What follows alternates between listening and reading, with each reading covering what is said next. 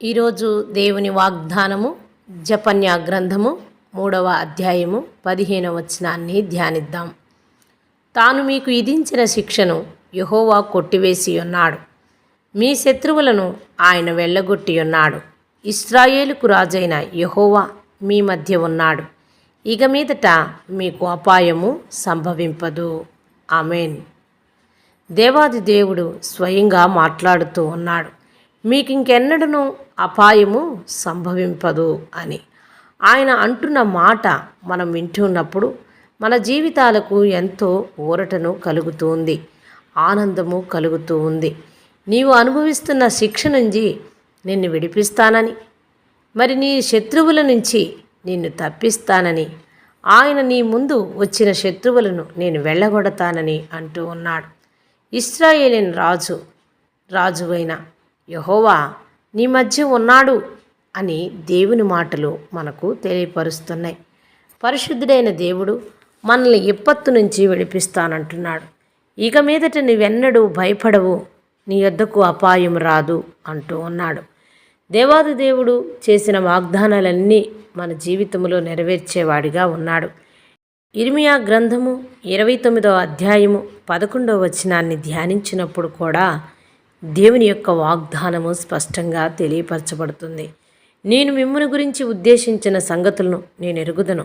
రాబో కాలమందు మీకు నిరీక్షణ కలుగునట్లుగా అవి సమాధానకరమైన ఉద్దేశములే గాని హానికరమైనవి కావు. ఇది యెహోవా వాక్కు అంటూ ఉన్నాడు.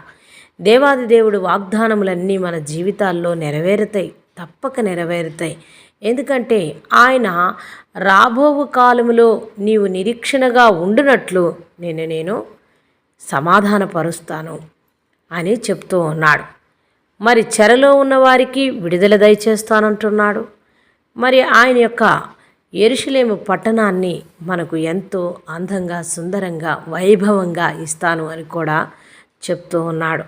ప్రియ సహోదరుడా, సహోదరి, దేవుడు నీతో నాతో మాట్లాడుతుంది ఏమిటంటే, మరి నీవు ఏదైనా చెరలో ఉంటే, నీవేదైనా ఇబ్బందికరమైన పరిస్థితుల్లో ఉంటే వాటి నుంచి విడిపించి నీకు అపాయం రాకుండా నిన్ను నేను గొప్పగా చేస్తాను. నీవు ఏదైతే మంచి జరగాలని ఆశపడుతున్నావో ఆ ఆశను నేను తీరుస్తాను, నెరవేరుస్తాను అంటూ ఉన్నాడు. మరొక వచనాన్ని చూద్దాం. జకర్యా గ్రంథము 8వ అధ్యాయము 13వ వచనంలో ఇలా రాయబడి ఉన్నది, యూదావారులారా, ఇశ్రాయేలు వారులారా, మీరు అన్యజనుల్లో నేనెలాగూ శాపాస్పదమై ఉంటిరో అలాగనే మీరు ఆశీర్వాదాస్పదమగునట్లు నేను మిమ్మును రక్షింతును. భయపడక ధైర్యము తెచ్చుకొనుడి అంటూ ఉన్నాడు. మరి మీరు ఏ విధంగా అయితే శ్రమను, శాపమును అనుభవిస్తున్నారో ఆ శాపము నుంచి, ఆ శ్రమ నుంచి విడిపించి మిమ్మల్ని ఆశీర్వాదకరంగా మారుస్తాను అంటూ ఉన్నాడు. ఎంత గొప్ప దేవుణ్ణి ఈరోజు నీవు కలిగి ఉన్నావో చూడు.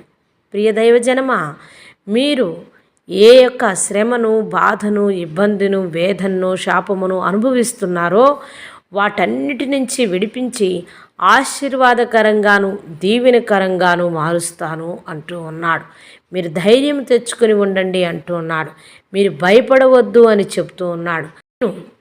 మరొకసారి ఇర్మియా గ్రంథము 29వ అధ్యాయము 11వ వచనాన్ని జ్ఞాపకం తెచ్చుకుంటే, నేను మిమ్మును గురించిన ఉద్దేశించిన సంగతులను నేను ఎరుగుదును. నేనేవైతే మీ గురించి ఆలోచించి ఉద్దేశించి మరి చేయాలనుకుంటున్నానో అవన్నీ నా జ్ఞాపకం ఉన్నాయి. మీకు రాబోయే కాలంలో వాటిని నేను నెరవేరుస్తాను. మీరైతే ఏదైతే ఎదురు చూస్తూ ఉన్నారో మంచి దినముల కొరకు ఇటు శ్రమ దినములన్నిటి నుంచి విడిపించి మీకు ఆశీర్వాదకరమైన దినములను దయచేస్తాను. అవి సమాధానకరంగా ఉంటాయి, అవి హానికరంగా ఉండవు అని మరలా మనకి వాక్యము ద్వారా తెలియజేస్తున్నాడు.